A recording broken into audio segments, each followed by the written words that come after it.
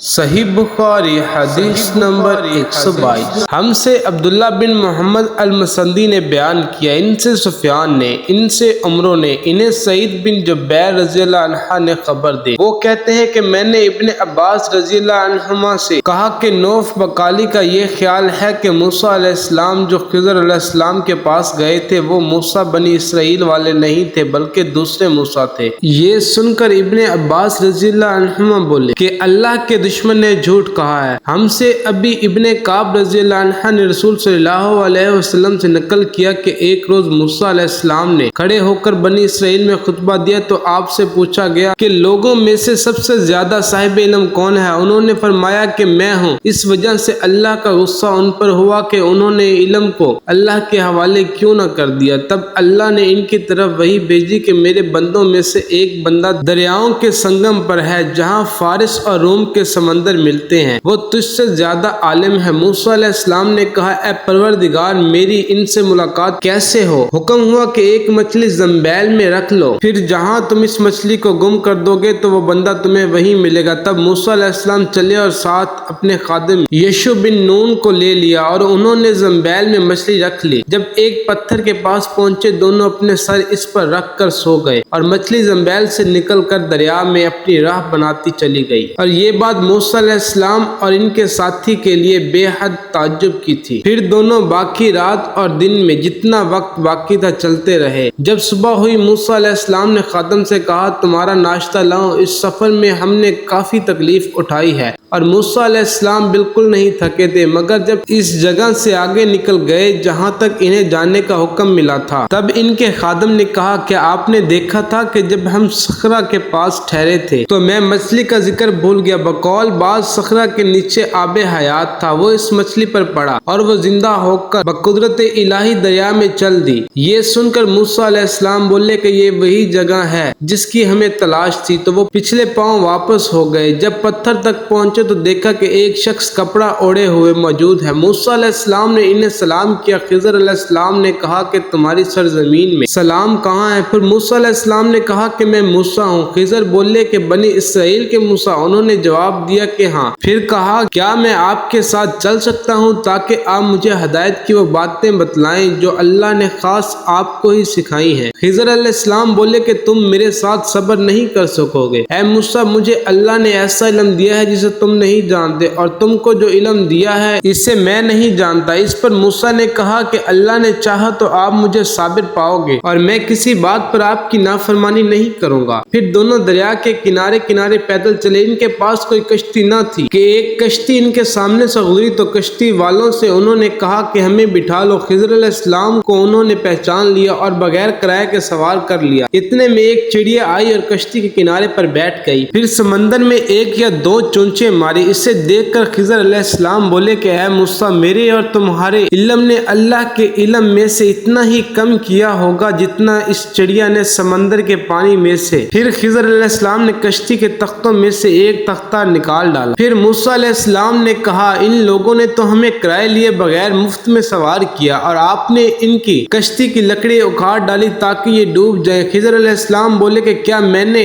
نہیں کہا تھا کہ تم میرے ساتھ صبر نہیں کر سکو گے؟ اس پر موسیٰ علیہ السلام نے جواب دیا کہ بھول پر میری گرفت نہ کرو۔ موسیٰ علیہ السلام نے بھول کر یہ پہلا اعتراض کیا تھا۔ پھر دونوں چلے۔ کشتی سے اتر کر ایک لڑکا بچوں کے ساتھ کھیل رہا تھا۔ خضر علیہ السلام نے اوپر سے اس کا سر پکڑ کر ہاتھ سے اسے الگ کر دیا۔ موسیٰ علیہ السلام بول پڑے کہ آپ نے ایک بے گناہ بچے کو بغیر کسی جانے حق کے مار ڈالا، غضب ہو گیا۔ خضر علیہ السلام بولے کہ میں نے تم سے نہیں کہا تھا کہ تم میرے ساتھ صبر نہیں کر سکو گے؟ ابن عبینہ کہتے ہیں کہ اس کلام میں پہلے سے زیادہ تاکید ہے کیونکہ پہلے کلام میں لفظ لک نہیں کہا تھا، اس میں لک زائد کیا جس سے تاکید ظاہر ہے۔ پھر دونوں چلتے رہے حتیٰ کہ ایک گاؤں والوں کے پاس آئے۔ ان سے کھانا لینا چاہا، انہوں نے کھانا کھلانے سے انکار کر دیا۔ انہوں نے وہیں دیکھا کہ ایک دیوار اسی گاؤں میں گرنے کے قریب تھی۔ خضر علیہ السلام نے اپنے ہاتھوں کے اشارے سے اسے سیدھا کر دیا۔ موسیٰ بول اٹھے کہ اگر آپ چاہتے تو گاؤں والوں سے اس کام کی مزدوری لے سکتے سکتے تھے۔ خضر نے کہا کہ ہم اور تم میں جدائی کا وقت آ گیا ہے۔ جناب محبوب کبریا رسول صلی اللہ علیہ وسلم فرماتے ہیں کہ اللہ موسیٰ پر رحم کرے۔ ہماری تمنا تھی کہ موسیٰ کچھ دیر اور صبر کرتے تو مزید واقعات ان دونوں کے بیان کیے جاتے اور ہمارے سامنے روشنی میں آتے، مگر موسیٰ علیہ السلام کی عجلت نے اس علم لدنی کے سلسلے کو جلد ہی منقطع کر دیا۔ محمد بن یوسف کہتے ہیں کہ ہم سے